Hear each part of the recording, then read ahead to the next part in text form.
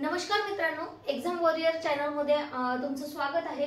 आपण क्लास 3 साठी जे काही प्रश्न उपयुक्त आहे जिओग्राफी वरील येणारे त्या जिओग्राफी वरील प्रश्नांचे प्रश्न विथ एक्सप्लेनेशन आज आपण इथे घेणार आहोत मित्रांनो।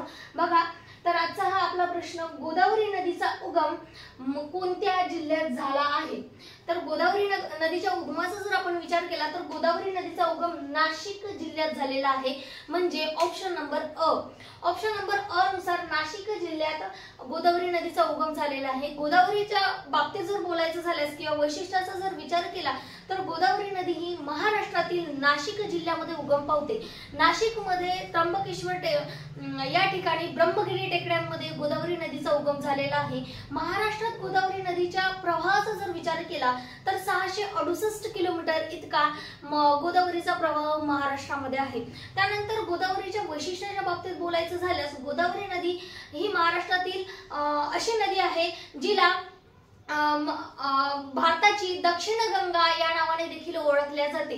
अशा प्रकारे नवीन नवीन व्हिडिओ बघण्यासाठी आमच्या एक्झाम वॉरियर या चॅनलला like, comment, share with subscribe करायला विसरू नका। धन्यवाद।